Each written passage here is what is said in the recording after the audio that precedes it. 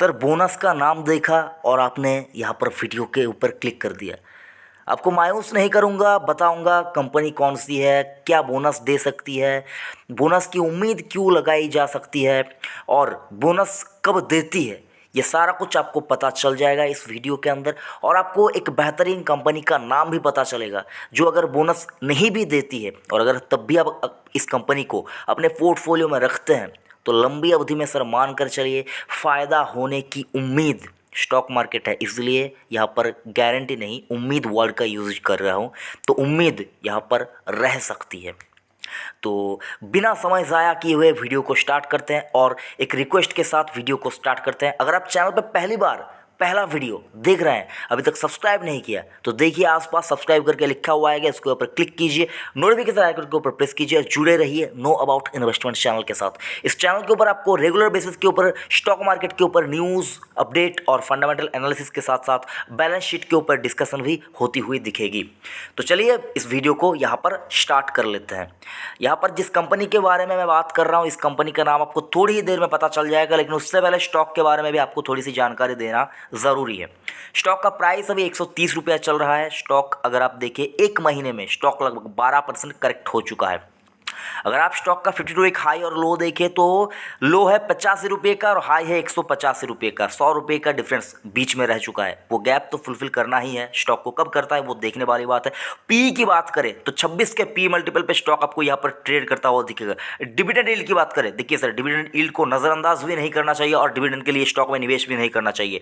अगर आप किसी स्टॉक में निवेशक रहते हैं लंबी अवधि के लिए तो डिविडेंड महत्वपूर्ण यहाँ पर जिसको कहते हैं एक रोल अदा करता है। तो यहाँ पर लगभग 2.5% के आसपास की डिविडेंड यील्ड स्टॉक की निकल के आती है। अगर आप स्टॉक का एक साल का परफॉर्मेंस देखें तो साल भर के चार्ट के ऊपर स्टॉक ने 25% का नेगेटिव रिटर्न यहाँ पर जनरेट करके दिया है। 25% का नेगेटिव रिटर्न यानी कि पैसा यहाँ पर 25% डाउन है। 5 साल का चार्ट भी देखना जरूरी है। 5 साल के चार्ट के ऊपर स्टॉक आपको 13% का नेगेटिव रिटर्न दे रहा है। देखिए सर ये स्टॉक कुछ आपको आईटीसी जैसा दिख सकता है। स्टॉक का चार्ट 5 साल में रिटर्न नहीं दिया, 1 साल में रिटर्न नहीं दिया, तो रिटर्न देगा कब, कैसे देगा, क्यों देगा, क्या कंपनी कामकाज करती है, सारा कुछ आपको इस वीडियो के अंदर पता चल जाएगा। मैंने इस कंपनी के ऊपर पहले ही एक फंडामेंटल एनालिसिस करके रखा हुआ है, डिस्कस होना है, उस कंपनी का नाम आपको पता चल जाएगा और लिंक वहाँ पर फंडामेंटल एनालिसिस का वहाँ पर मैं दे दूंगा। तो सारा कुछ वहाँ पर जाकर आप चेक कर सकते हैं। बाकी ऊपर से आपको स्टॉक के चार्ट के ऊपर और कुछ टेक्निकल बातें भी यहाँ पर बताना मैं चाहूँगा, तो सुनिए गौर से। यहाँ पर अगर आप स्टॉक के डिविडेंड की हिस्ट्री देखें तो यहाँ पर मैं आपको लास्ट 7, 8, 10 साल का यहाँ पर हिस्ट्री दिखा रहा हूँ।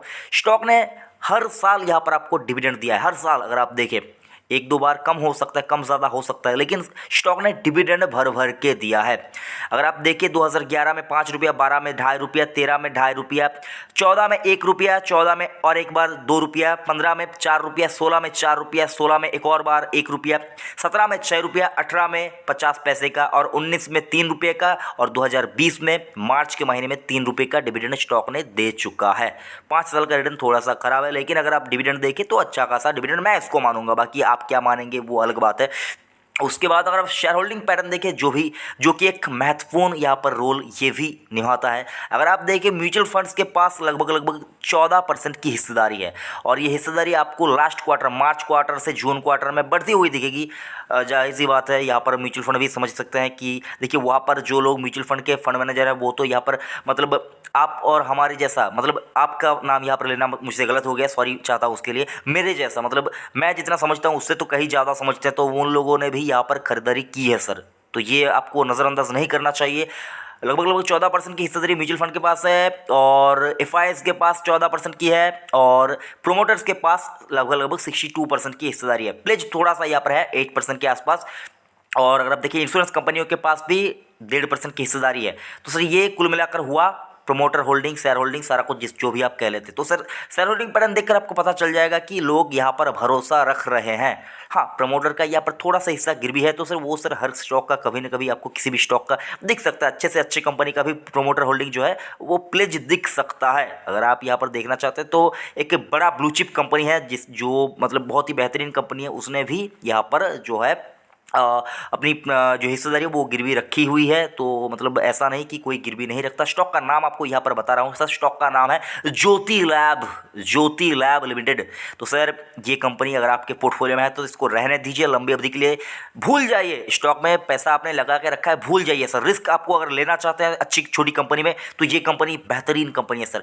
मतलब इसको आप पूरी तरह से एफएमसीजी भी नहीं कह सकते, इसको आप पूरी तरह से मतलब कोई डाइवर्सिफाइड बिजनेस भी नहीं कह सकते। मतलब एक अच्छी कंपनी है, डिटर्जेंट बनाती है, यहाँ पर उजाला बनाती है और यहाँ पर प्रिल बनाती है और तरह तरह के जो हेक्सा करके एक नाम आता है जो मस्क्विटो मारने वाला दवा का मतलब यहाँ पर होता है, वो भी यहाँ पर बनाती है। तो मतलब कंपनी के पास अगर देखिए मार्गो का साबुन भी है और यहाँ पर उजाला भी है। मतलब डाइवर्सिफाइड छोटा बहुत डाइवर्सिफाइड पोर्टफोलियो है इनका।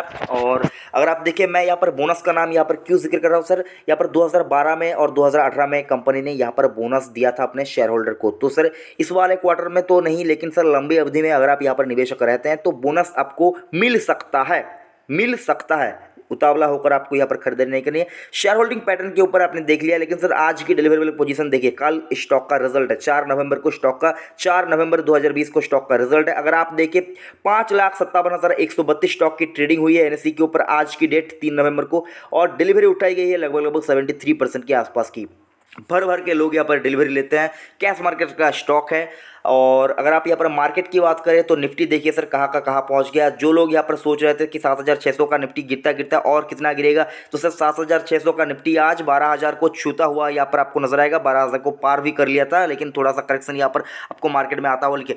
तो सर देखिए अगर आप डर के जिएंगे तो मतलब आप पैसा नहीं कमा पाएंगे। अगर आप रिस्क लेंगे तभी पैसा बनेगा सर। म्यूचुअल स्टॉक मार्केट में आपने पैसा लगाया है तो मतलब आपने रिस्क ले लिया है। और अगर आप अपने रिस्क को थोड़ा बढ़ाना चाहते हैं तो ये कंपनी जो ज्योति लैब आपके लिए यहाँ पर नाम मैं लेके आया हूँ, बेहतरीन कंपनी है सर। यहाँ पर हो सकता है आपको शॉर्ट टर्म में स्टॉक थोड़ा बहुत तकलीफ देता हुआ नजर आए, लेकिन सर ये प्राइस खराब नहीं है। अगर आप लेना चाहते हैं तो बेशक डेफिनेटली अपना रिसर्च अपना एनालिसिस करने के बाद स्टॉक को अपने पोर्टफोलियो में रख सकते हैं। लेकिन सर छोटा स्टॉक है, स्मॉल कैप कंपनी है, तो बहुत सोच समझ कर और छोटा सा ही एक अपना पोर्टफोलियो का जो हिस्सा है, छोटा सा हिस्सा है, यहाँ पर आप ज्योति लैब के अंदर निवेश कर सकते हैं। स्टॉक लंबी अवधि में आपको हो सकता है यहाँ पर अच्छा खासा रिटर्न देता हुआ नजर आए। बोनस भी आ सकता है, लेकिन कब आएगा कैसे आएगा सारा कुछ देखने वाली बात है। लेकिन कंपनी बोनस देती है। अगर आप देखिए 2012 में दिया था, 2018 में दिया था, तो बीच में कितना वक्त हुआ सर, 6 साल का। 18 से अगर आप देखिए 6 साल और अगर आप ऐड करते तो सर 2024 में अगर 6 साल बाद अगर डिविडेंड देती है तो हिस्ट्री रिपीटेड अगर होती है तो सर 2024 तक आपको यहाँ पर बोनस आता हुआ दिख सकता है। तो सर ज्योति लैब बोनस तो देगी, ये आप लिख लीजिए सर। बोनस तो कंपनी देगी, कब देगी कैसे देगी ये देखने वाली बात है, लेकिन सर बोनस ज्योति लैब दे सकती है। जो मैं मानकर चलता हूँ, जो मैं इनका बिजनेस यहाँ पर देख रहा हूँ सर, मुझको जो लगता है लंबी अवधि में स्टॉक बोनस दे सकते हैं। लेकिन सर बोनस के लालच में किसी भी स्टॉक में निवेश करना बेवकूफ़ी होगी। तो अगर आप निवेशक रहते हैं बोनस आता है तो वो अलग बात है, लेकिन सिर्फ और सिर्फ बोनस के लिए स्टॉक में निवेश करना बेवकूफ़ी है। और अगर आप देखिए मैंने यहाँ पर आपको सारा कुछ दिखाया। और बाकी आप अगर आप इसको डिटेल में समझना चाहते हैं तो सिर्फ फंडामेंटल एनालिसिस का लिंक मैं डिस्क्रिप्शन में दे दूंगा, वहाँ पर जाकर आप चेक कर लीजिए। वीडियो कैसा लगा ज़रूर से कमेंट करके बताइएगा। कुछ पूछना चाहते हैं वो भी आप पूछ सकते हैं। बाकी चैनल को सब्सक्राइब नहीं किया तो चैनल को सब्सक्राइब कीजिए। जय हिंद।